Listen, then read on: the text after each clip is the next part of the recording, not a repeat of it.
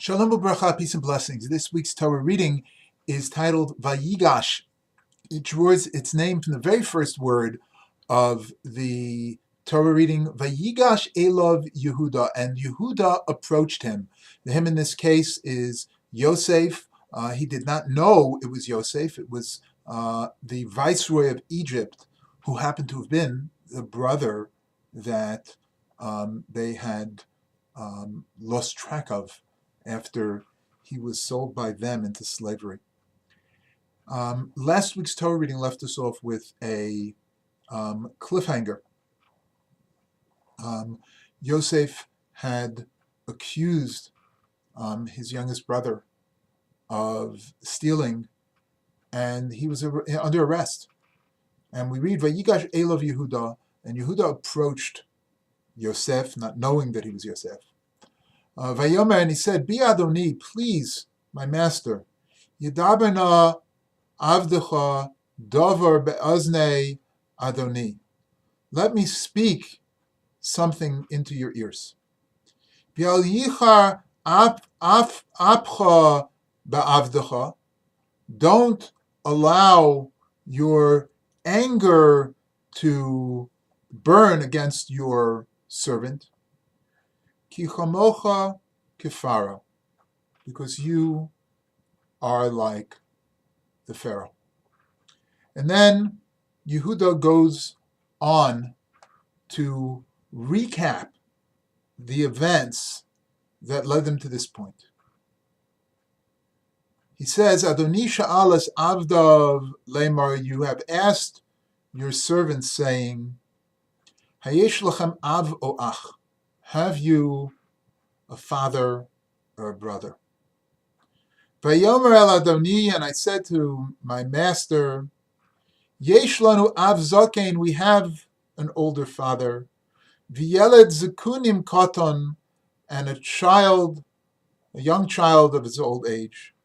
V'ochiv meis, and his brother has passed away. Vayivaserhu le'imo, and he is all that is left of his mother. V'aviv ahevo, and his father loves him. We'll now fast forward to one of the most dramatic scenes of the Torah.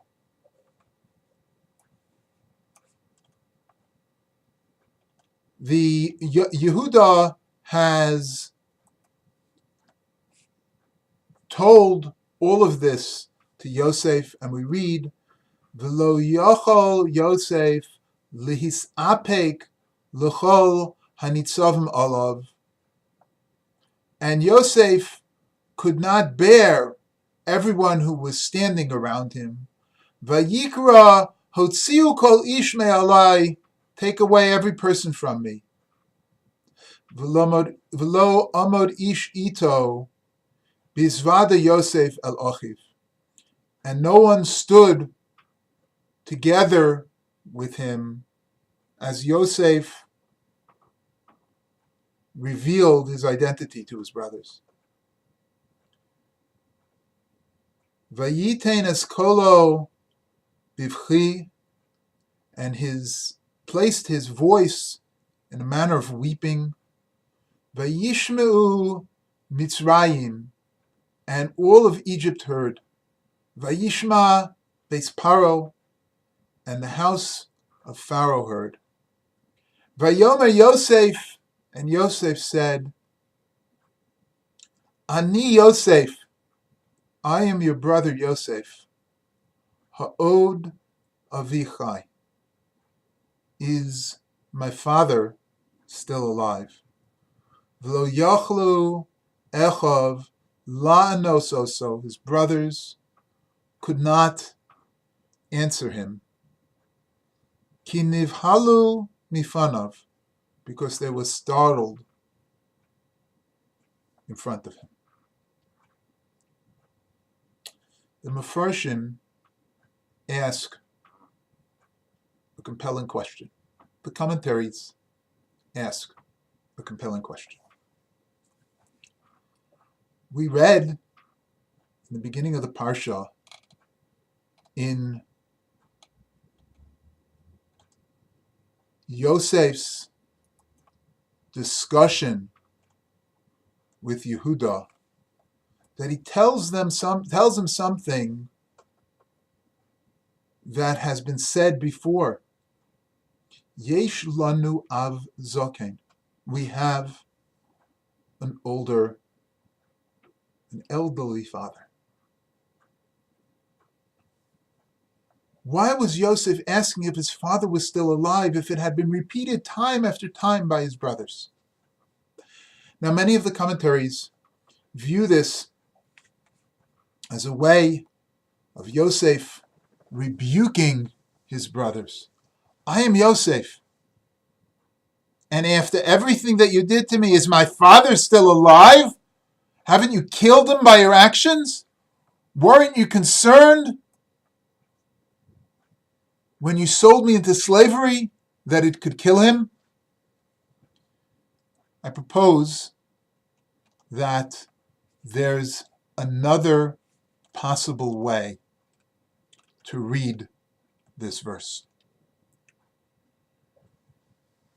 Yaakov has two names. Yaakov is the name that he's born with,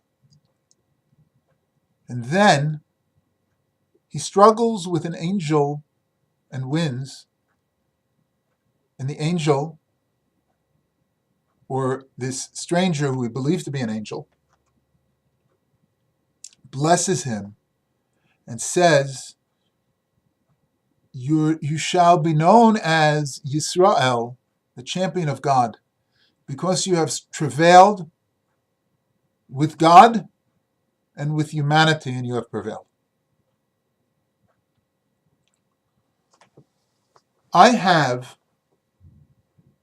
several names that I've been known by throughout my life. As a young person, my family of origin would call me Duvi, and so did everybody in North Bergen, where I grew up. In high school, I became known as David, which is my legal name, and in yeshiva, I was known as David. In NCSY, and then later in high school, among extracurricular activities, I received the nickname Tiny. Much as a bald person would be called Curly, they decided that this tall person should be called Tiny. Each of those names is tied to a very specific time in my life, and maybe more importantly, a specific set of emotions. I believe the same was true of Yaakov. Later on in the Parsha, the brothers are telling Yaakov that Yosef is still alive. We read, Vayidabru Elov es kol divrei Yosef, and they told him all of the words of Yosef. Asher dibur aleihem, that he spoke to them. Vayar es ha'agolos, and he saw the wagons. Asher shalach Yosef, that Yosef sent. Loses oso, to escort him to Mitzrayim. Vatchi ruach Yaakov avihem, and the spirit of Yaakov, their father, was revived.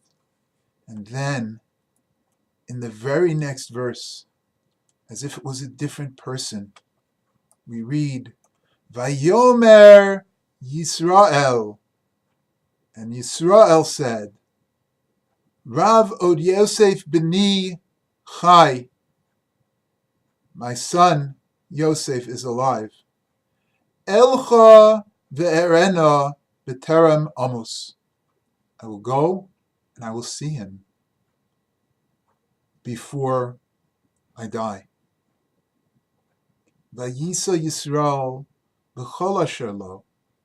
And Yisrael went out with all that he had. Vayavo Be'ersheva, and he came to Beersheba.